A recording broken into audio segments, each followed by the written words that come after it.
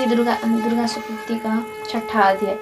मैं सर्वगेश्वरी भैरव के अंगों में निवास करने वाली परमोत्कृष्ट पार्वती देवी का चिंतन करता हूँ। वे नागराज के आसन पर बैठी है। नागों के फनों में सुशोभित होने वाली मणियों की विशाल माला से उनकी देहलता उद्भासित हो रही है। सूर्य के समान उनका तेज है। 3 नेत्र उनकी शोभा बढ़ा रहे हैं। वे हाथों में माला, कुंभ, कपाल और कमल लिए हुए हैं तथा उनके मस्तक में अर्धचंद्र का मुकुट सुशोभित। ऋषि कहते हैं, देवी का यह कथन सुनकर दूत को बड़ा अमर्ष हुआ और उसने दैत्यराज के पास जाकर सब समाचार विस्तार पूर्वक कह सुनाया। दूत के उस वचन को सुनकर दैत्यराज कुपित हो उठा और दैत्य सेनापति धूम्रलोचन से बोला, धूम्रलोचन, तुम शीघ्र ही अपनी सेना साथ लेकर जाओ और उस दुष्टा के केस पकड़कर घसीटते हुए उसे बलपूर्वक यहाँ ले आओ। उसकी रक्षा करने के लिए यदि कोई दूसरा खड़ा हो तो वह देवता, यक्ष अथवा गंधर्व ही क्यों न हो, उसे अवश्य मार डालना। ऋषि कहते हैं, सुंद के इस प्रकार आज्ञा देने पर वह धूम्रलोचन दैत्य 60,000 असुरों की सेना को साथ लेकर वहां से तुरंत चल दिया।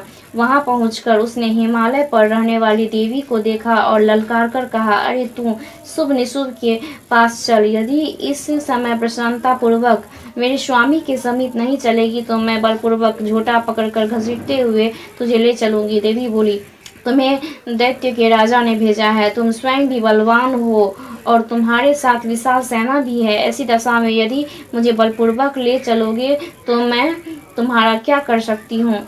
ऋषि कहते हैं, देवी के ये कहने पर असुर धूम्रलोचन उनकी ओर दौड़ा। तब अंबिका ने हूँ शब्द के उच्चारण मात्र से उसे भस्म कर दिया। फिर तो क्रोध में भरी हुई दैत्यों की विशाल सेना और अंबिका ने एक दूसरे पर तीखे साय को शक्तियों तथा फरसों की वर्षा आरंभ की। इतने में ही देवी का वाहन सिंह क्रोध में भरकर भयंकर गर्जना करके गर्दन के बालों को हिलाता हुआ असुरों की सेना में कूद पड़ा।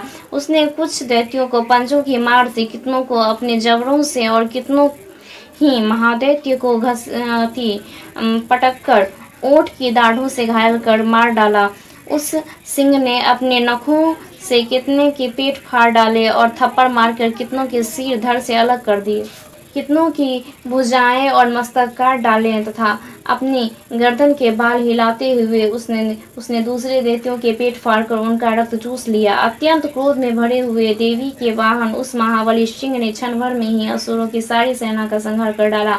शुभ ने जब सुना कि देवी ने धूम्रलोचन असुर को मार डाला तथा उसके सिंह ने सारी सेना का सफाया कर डाला, तब उस दैत्यराज को बड़ा क्रोध हुआ।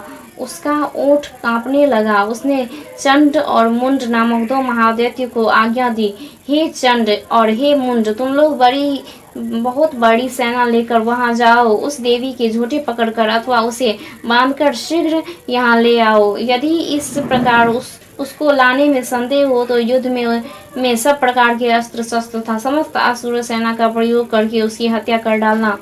उस दुष्टा की हत्या होने तथा सिंह के भी मारे जाने पर उस अंबिका को बांधकर साथ ले शीघ्र ही लौट आना। इस प्रकार श्री मार्कंडेय पुराण सार्वणिक मनवंतर की कथा के अंतर्गत देवी महात्म्य में धूम्रलोचन वध नामक छठा अध्याय पूरा हुआ। जय महादेव, जय महादेव, जय गुरु बाबा, जय शिव शक्ति।